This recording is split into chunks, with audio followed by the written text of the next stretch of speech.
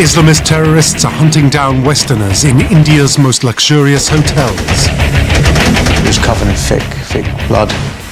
A coordinated attack by bloodthirsty killers has brought a buzzing metropolis to a grinding halt.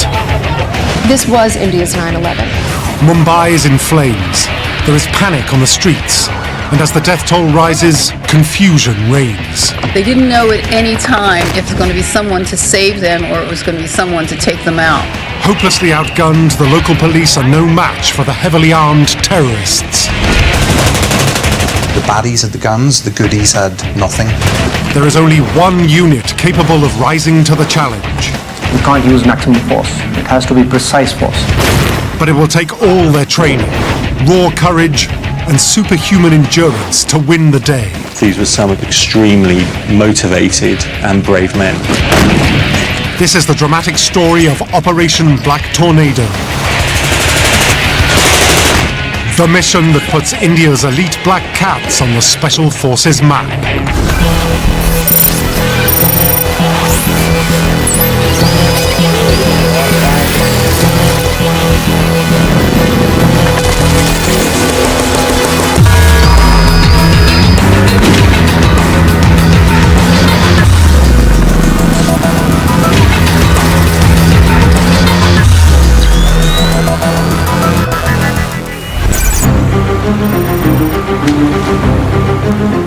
In a hijacked fishing boat, a gang of Islamist militants are heading for the city of Mumbai, formerly known as Bombay.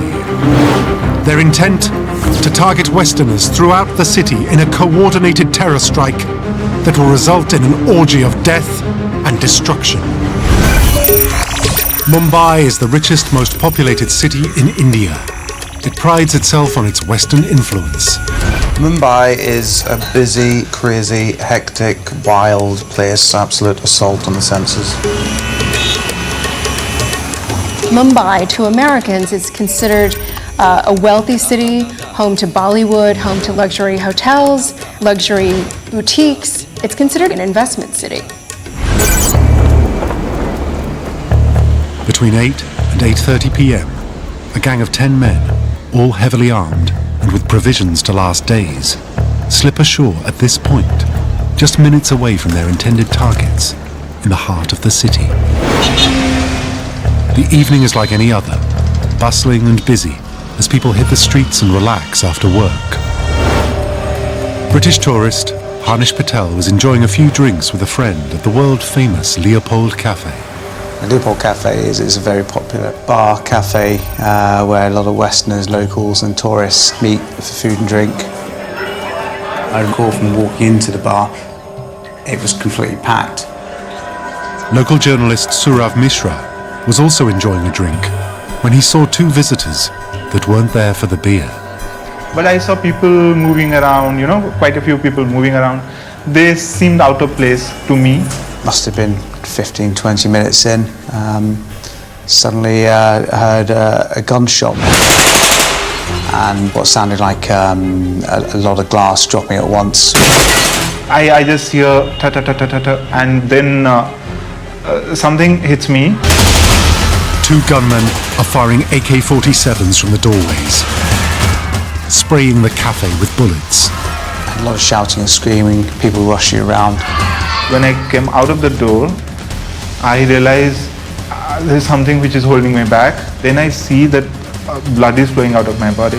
There were a lot of bodies. The floor was just covered in thick blood. And then suddenly everything went silent. And clearly the guy was reloading. And it was during that round that I was hit.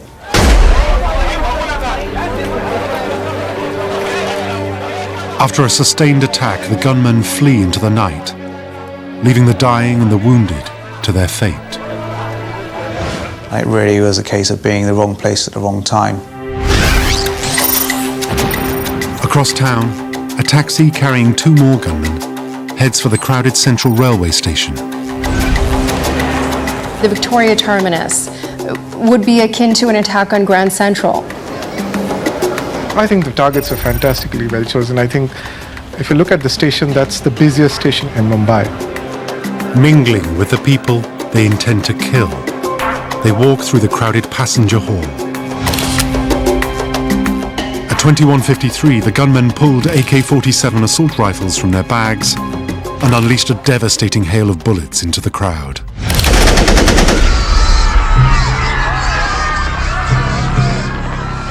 "104 people were injured and 58 were killed." My first reaction when I saw the shots, I told my wife, I said, this is not gang warfare. This is a terrorist attack. What took people by surprise was the fact that the way Mumbai was chosen, very clearly designed to show that nowhere is safe in India anymore. It is now clear that Mumbai is under a sustained terrorist attack, but no one knows who is behind it or where they will strike next. We begin with a mass terror attack in India's largest city, Mumbai. Millions watch as the events unfold live across India's news networks. Well, this is clearly an unprecedented scale of a terror attack on Mumbai, and the center. One viewer is Jyoti Krishan Dutt, the Director General of India's elite National Security Guard. And after watching the events unfold, he orders his Black Cat commandos to stand by. Nicknamed the Black Cats because of their distinctive uniforms, the National Security Guard commandos are the ideal unit for the situation. The National Security Guard was set up around the mid-1980s when India actually first faced the threat of urban terror. The Black Cats have two principal areas of expertise: counter-terrorism and counter-hijacking, and they are also experts in hostage rescue. The NSG is a highly specialized force designed and structured on the lines of some of the world's key anti-terrorism special units like the SAS, GSG-9, the US Navy SEALs. The men are all drawn from the Indian Army. Everybody in the NSG who comes to join the organization is a volunteer. Right? And he's put through a probation at Massacre, which is 30 kilometers south of Delhi. All recruits are put through a rigorous screening process, assessing physical fitness, shooting standards, and psychological profiling. They look at people who have commando mindsets and therefore are willing to do the unusual in unusual circumstances. So they look for people who are out of the box. Those who are left, then they are put through a brutal regime of physical training, special operations training, like for example, room shooting practices, building interventions, bus intervention, metro intervention, and bomb disposal training. And it takes anything up to 1 year for a soldier to be fit to be employed operationally.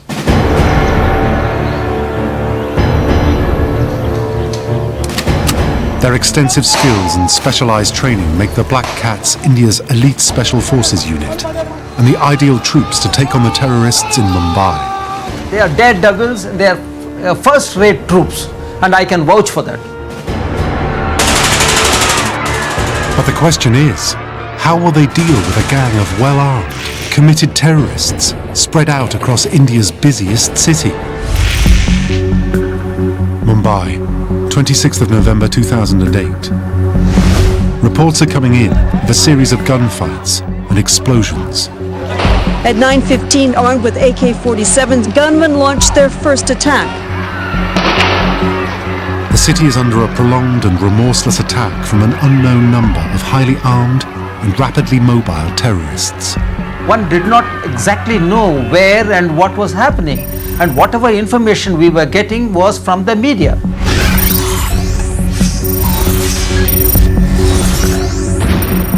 The Leopold cafe has been hit. So has the main train station. Now there are reports of gunfire at a local hospital and a police station. Time bombs left in taxis by the terrorists detonate in different parts of the city. Reports are already coming in that 74 people have been killed and 147 wounded. I think within 1 hour, 1 hour, 15 minutes, I was absolutely sure that this was a huge story, possibly the biggest terror attack in India. At this stage, the authorities have no idea what is going on. Instead, the best intelligence is from social media. It was really the first time that Twitter played a very big role in our news coverage. People posting links to cell phone images, people who were giving first-hand accounts. From the sheer number of messages, the scale of the attacks and sense of panic on the ground is obvious. But with so much conflicting information, it is impossible for the authorities to build up an accurate intelligence picture. BBC correspondent Mark Dummett was scrambled to the scene of the attacks. It was stunning. It was shocking that this was going on in India. It was so confusing because it was taking place in lots of different locations. I mean, at that stage, even the government had no idea what was going on. The sudden assembly of the world's media means that there is now mounting pressure on the Indian authorities. It later became clear that grabbing worldwide attention was a key part of the terrorists' plan. It was meant to last a long time. It was meant to attract the attention of the world. Gunfire, explosions, and terror in Mumbai. The timing played perfectly into a Western news schedule. 119 people have been killed and 315 wounded, including 3 Americans. Remember, it happens at night in Mumbai. It's daytime in New York. The global media coverage adds to the sense that the Indian government has lost control of the situation.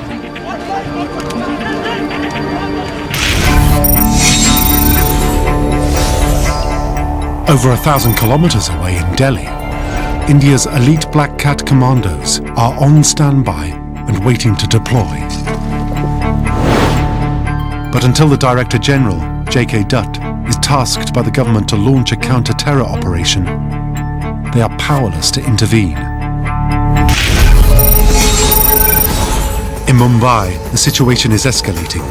2 hours into the attacks, the terrorists target 2 of Mumbai's most famous hotels, the Oberoi Trident and the Taj Palace, home to around 830 guests.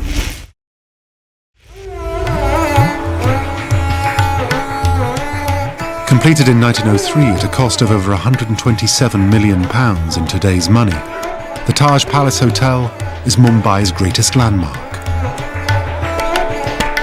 Built by J.N. Tata, the father of Indian industry, the hotel has 560 rooms and 44 suites. It was also the first hotel in India with a steam-powered elevator. From royalty to rock stars, princes to presidents, the Taj has always been home to the world's elite. An attack on such a landmark building will have far-reaching implications. You get a lot of bang for your buck. More specifically, you get Americans, you get Brits. And we know that that was really the goal here, was not just to send a message to the Indians, but also to send a wider message to the international community. Reports come in of shootings and explosions at the city's iconic Taj Palace Hotel. I think the image that's burned into everyone's mind of this incident, of this event, is that of the Taj Palace Hotel and the flames coming through the roof. Whenever anybody talks of Mumbai terror, this is the shot. Taj on fire. With Mumbai's greatest landmark up in flames, the terrorists are delivering a clear message. Nowhere is safe.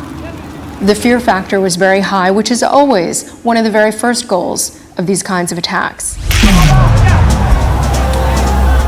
Mumbai's first line of defense is the local police force. But this coordinated attack totally exceeds their training, and they are overwhelmed. Some of the senior policemen had been caught up in the violence, and the head of the anti-terrorism squad from Mumbai had been shot dead. When you are dealing with, hardcore, highly motivated terrorists who are willing to die and who have been well trained, well equipped, it is difficult to, handle those guys if you are a normal policeman. Until the Black Cats are called in, the only other special forces on hand are a few units from the locally based Marine Commandos, the Marcos. But they can do no more than try to contain the situation. The naval commandos are not meant to operate in these situations. They are for a different purpose altogether. So therefore, the militants had the freedom to move anywhere inside the hotel. With the city's police in complete meltdown and no one to stop them, the terrorists continue on their rampage at the Oberoi and the Taj Palace hotels. After setting rooms on fire and indiscriminate shootings, the gunmen hunt down more valuable targets. They were targeting British, American, European travellers. The hotels are full of Westerners and VIPs. This presents them with the possibility of extremely high-profile hostages. British businessman Tim Reed was trapped inside the Oberoi Hotel. When I heard the terrorists getting closer to me, my legs were shaking uncontrollably, and all I could think about was how painful might it be to be shot, how quickly would it end, and thinking about my family and my 8-month pregnant wife. Over 1,000 kilometers away in Delhi, the Director General of India's elite counter-terrorism unit, the Black Cats, is aware of the developments. He has been impatiently watching the unfolding scenes on TV, desperately awaiting government authorization to deploy. There was a reluctance on the part of the government in Mumbai to come to terms with the level of attack that was taking place. As the death toll rises, 83 people have been killed. 90 minutes after the attacks begin, the phone finally rings. A formal request comes in from the Ministry of Home Affairs just before midnight. The Black Cats are at last operational. 200 NSG troops suit up and do weapons checks. From the time the word go is given to the time you reach an aircraft, you should be there within half an hour. So within 70 minutes you should get airborne. Then they race to the airport. But they are based outside Delhi, over 1,000 kilometers from Mumbai. It's going to take 3 hours to get there. En route, they must start planning the operation. But they still don't know who they're up against, how they're armed, or what their aims are. At this point, their only source of information is the press. Gunfire can be heard from inside the Taj Mahal Hotel, another sign that the attackers were well armed and well prepared to launch what some here are calling India's 9/11.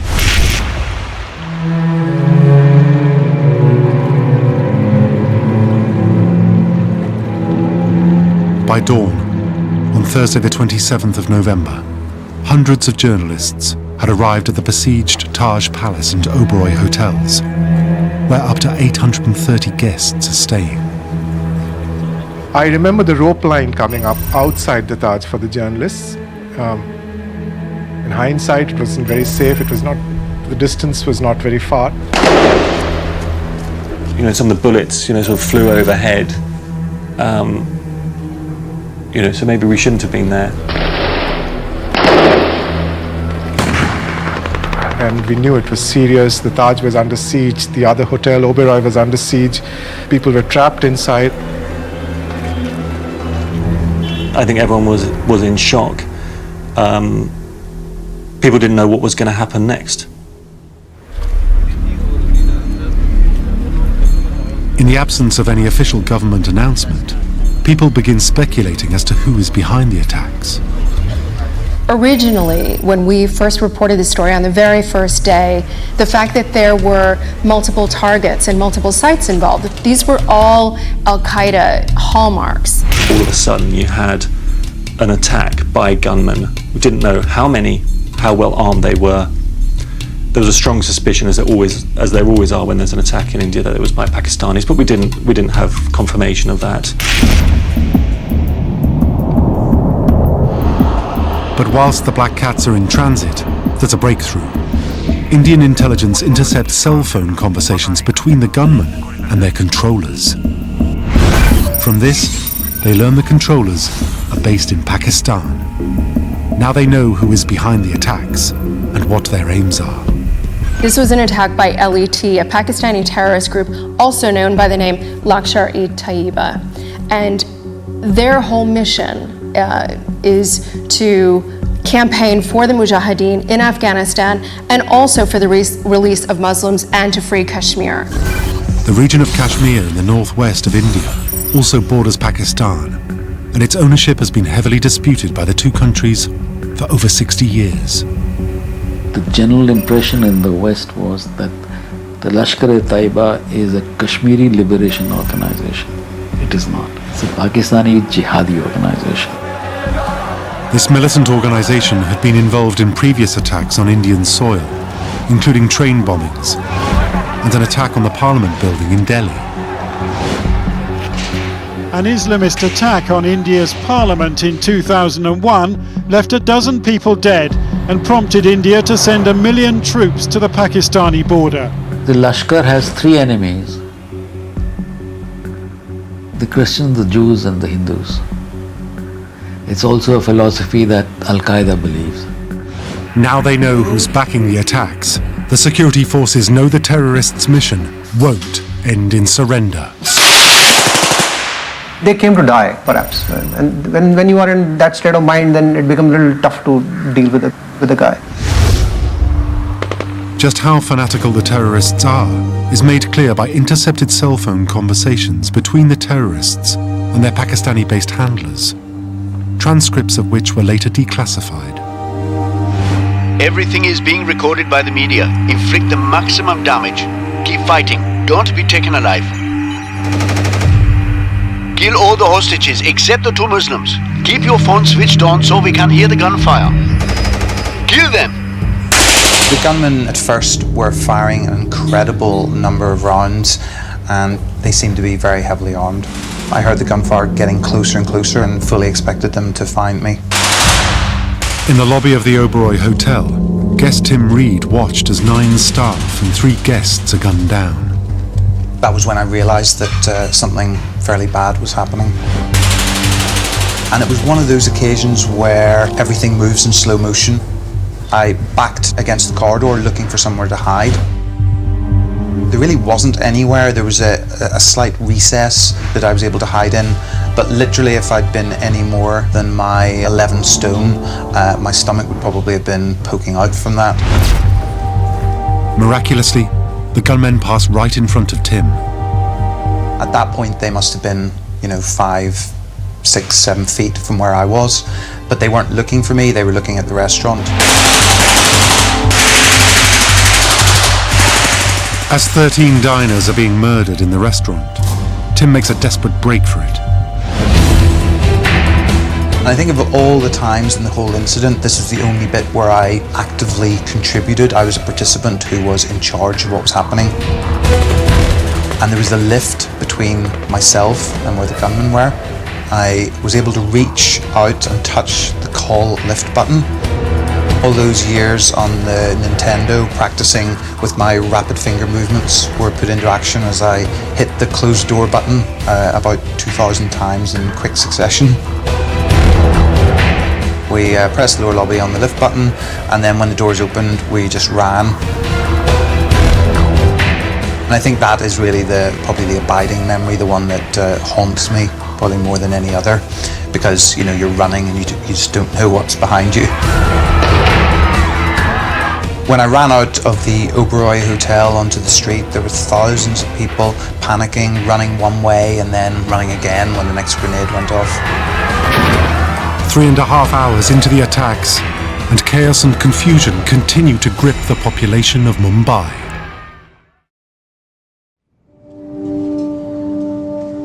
And the terrorists have one other target. This is the Chabad House, a Jewish community centre and synagogue, located in a 5-story building down a densely populated narrow street.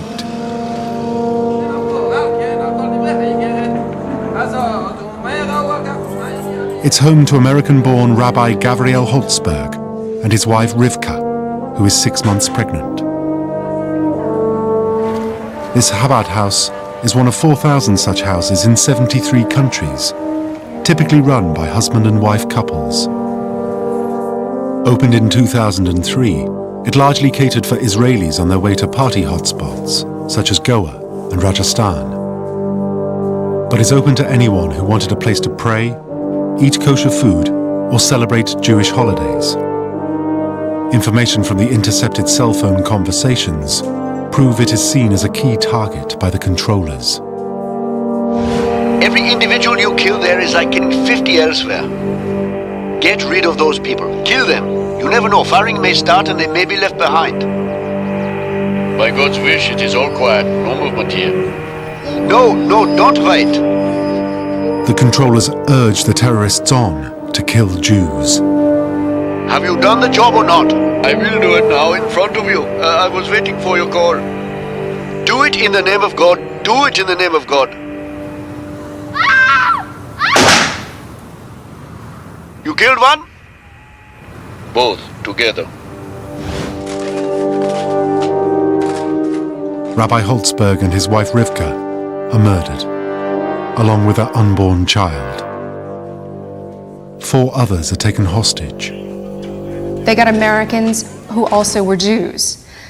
So in one fell swoop, they sent a whammy of a message. They had even said later that an American Jew, or a Jew alone, was worth 50 of anybody else. Meanwhile, across Mumbai, in the luxurious Taj Hotel, the terrorists can be heard enjoying themselves in the intercepted cell phone conversations. Did you see the paintings on the wall? The bathrooms have gold taps. There are TVs with 13 screens. Obviously, they were kind of overwhelmed by the luxury, and the Taj, of course, is really the epitome of luxury in terms of hotels in India. It's ironic that human life was not considered valuable, but that wretched TV was. The level of coordination is revealed as the controllers issue orders. I can't see any flames on the television pictures. I said set fire to them. Arriving in Mumbai at 5 a.m., 8 hours after the attacks began, J.K. Dutt and his senior Black Cat officers set up a command post and start planning their operation. The government comes in to tell you what the task is. Thereafter, the place and time of the operation is decided by the force commander. Dutt and his team quickly assess the situation. They know they are dealing with 3 locations: the 2 hotels and the Jewish Outreach Center. The targets were split, and the main target, the Taj Hotel, was a huge big area. But they are hampered by a lack of information. There are no detailed floor plans of the hotels available, and no one even knows how many terrorists or hostages are still holed up in each location. Mumbai was administratively in a state of paralysis for some time, and no information was provided to them actually of the target area. So they had to do a lot of guesswork and improvise, which took a huge amount of time. What makes it worse is that their enemies clearly know the locations better than they do. To my mind, somebody had wrecked the place. Taj Palace was a specific target. The Trident was a specific target. Chabad House was a specific target. The problems become clear when the Black Cats try to establish a perimeter around the target buildings. The locations have been well chosen. All are in heavily built-up areas. Right in the center of Bombay, with roads, population, buildings, all sorts of things all over the place. The Chabad house is in a narrow street.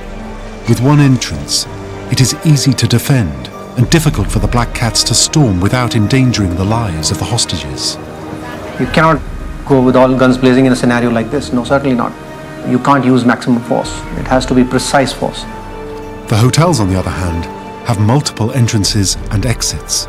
Hotels are even more difficult to clear out because there are hundreds of rooms and you have to go from room to room to room. Even worse, the eyes of the world are upon them.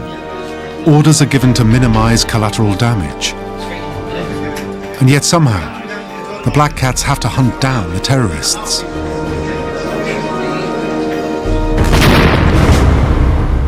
It's the second day of the Mumbai terror attacks. Pressure is now mounting on India's elite counter-terrorism unit, the Black Cats, to pounce. The terrorists can definitely not win. Let's get that absolutely clear. You've got to hit them hard and immediately, so that he knows that either he's going to be captured or he's going to die. With the lives of hundreds of guests and hostages at stake, meticulous planning and preparation is vital. I think it's very hard to imagine the kind of logistical challenges that were involved in locking down all of these sites. In his final briefing to his officers, J.K. Dutt, the head of India's National Security Guard, has 4 key points. No loss of innocent life. Try and take the terrorists alive. Minimize collateral damage. And screen hostages to prevent terrorists slipping through the net.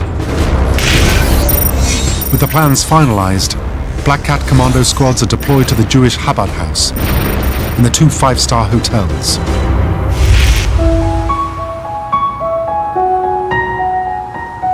When completed in 1973, the Oberoi Trident Towers building was the tallest skyscraper in South Asia. At 116 meters with 35 floors above ground and 547 guest rooms, it is hugely popular with the world's business elite. Leaving the police and marine commandos guarding the perimeter, the Black Cats swing into action. And at 6:20 a.m., they enter the Oberoi Hotel. Operation Black Tornado is underway.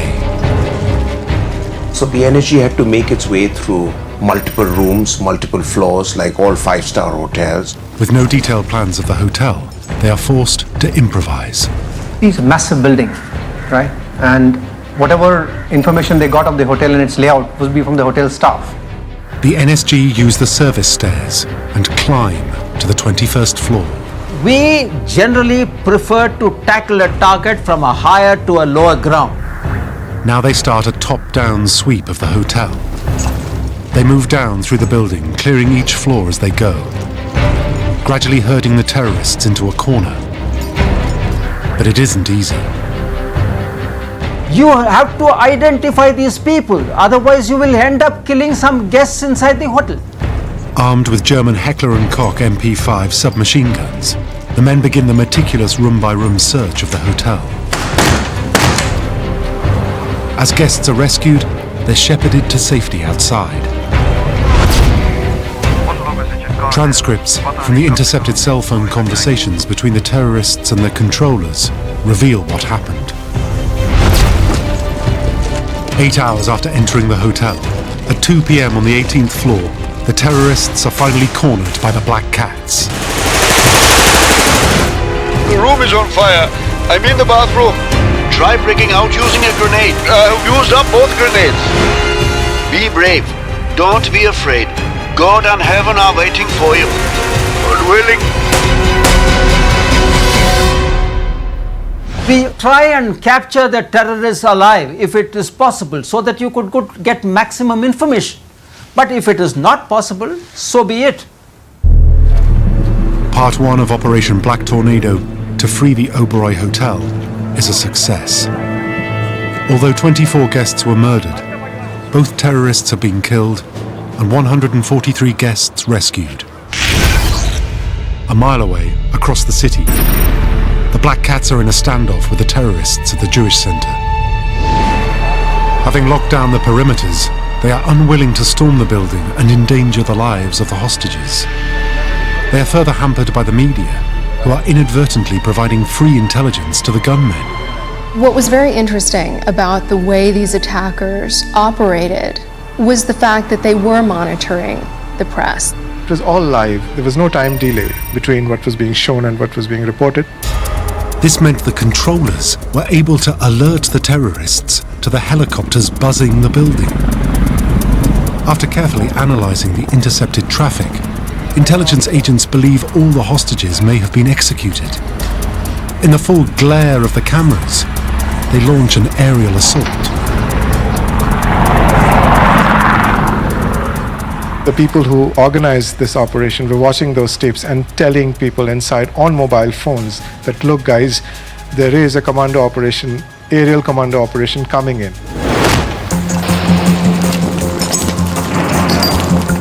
At 7:30, NSG commandos fast rope from an Indian Air Force helicopter onto the roof of the Chabad house.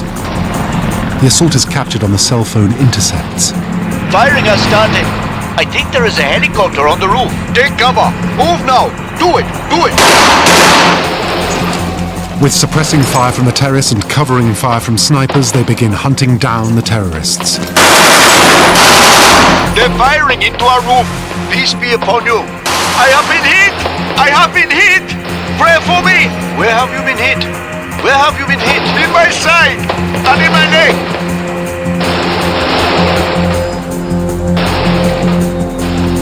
After a fierce gun battle, both terrorists lie dead.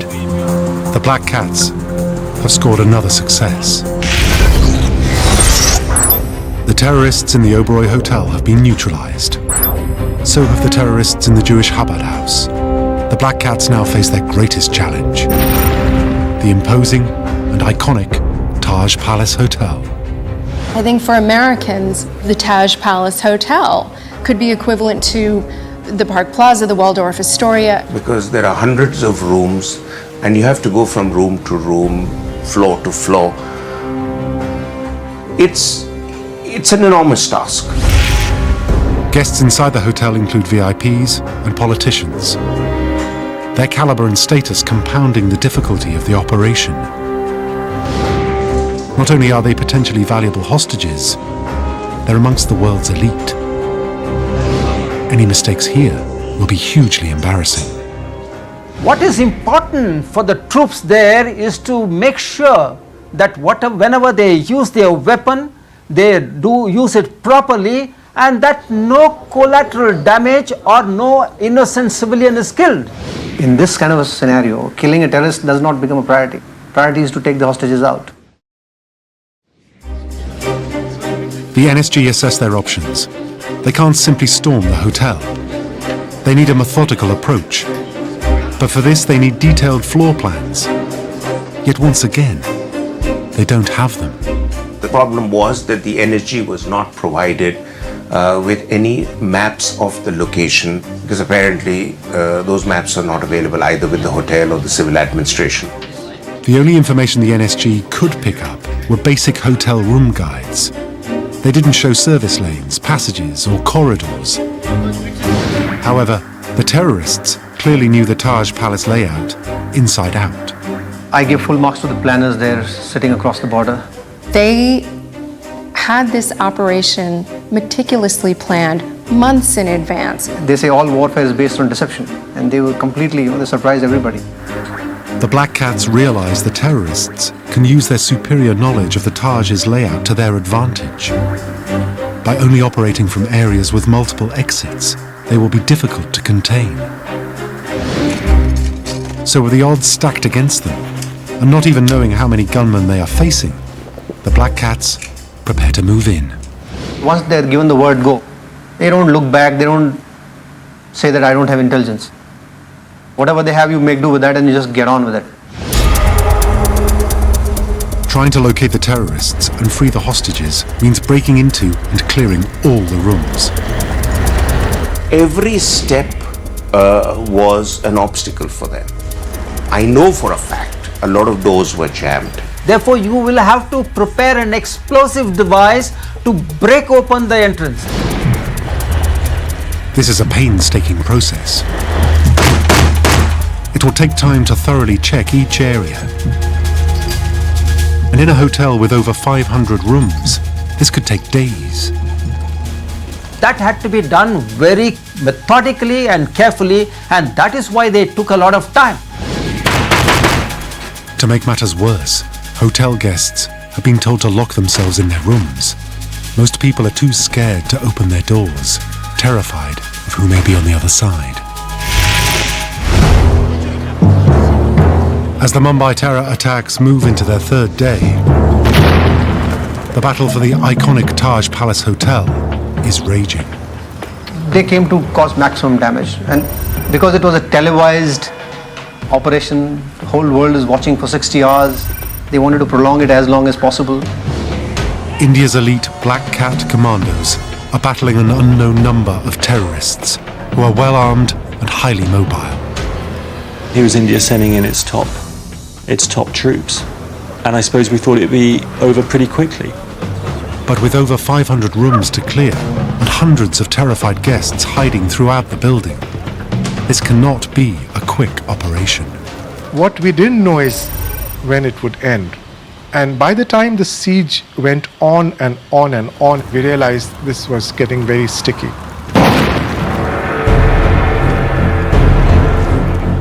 Moving through the hotel, the Black Cats need to keep their tactics fluid and respond to situations as they arise. When you're a soldier, you go into an operation, you will give your best for first 12 hours.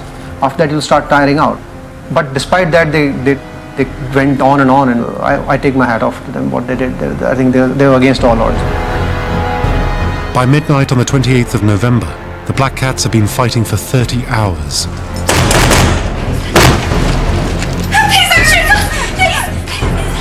They have rescued over 200 guests and led them through the corridors to safe areas.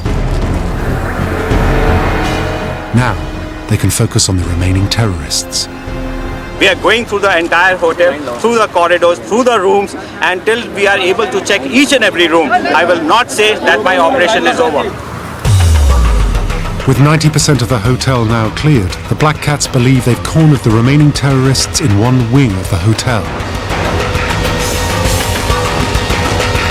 Heading up a staircase, contact is made. It's an ambush. They're caught in the crossfire. The Black Cats have a senior man killed, Major Sandeep Unikrishnan. Spurred on by his death, the Black Cats press on, forcing the terrorists to fall back.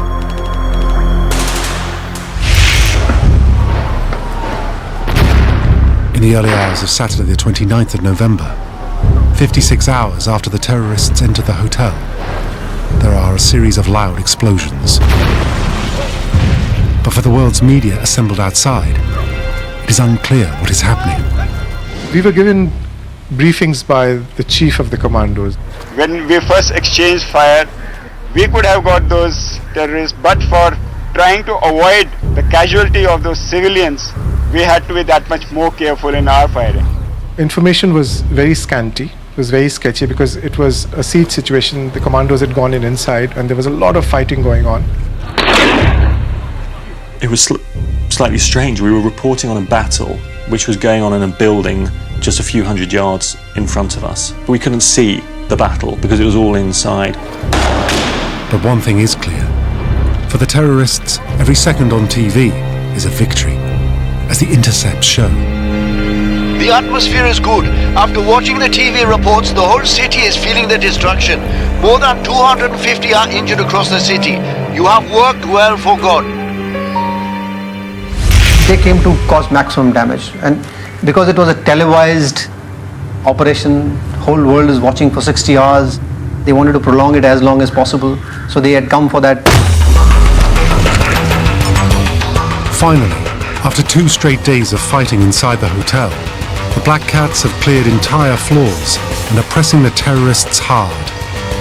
Our commandos are so very well trained, there is no question of the terrorist escaping. So the problem is, find out where he is, spot him and fix him. By now, the Black Cats have also learned one critical piece of information from the intercepts. There are 4 terrorists in the hotel, and they're steadily eliminating them. So people began to count, one more knocked out, one more knocked out. So the body count was being kept track of. That was a sign things were coming to an end. By dawn, on the 29th of November, the siege is in its endgame. There are just 2 terrorists left, and they are cornered on the first floor. In an intense exchange, the Black Cats fire a hail of bullets into the terrorists' position. Outgunned and outmaneuvered, the terrorists' deadly onslaught of murder and mayhem is finally over.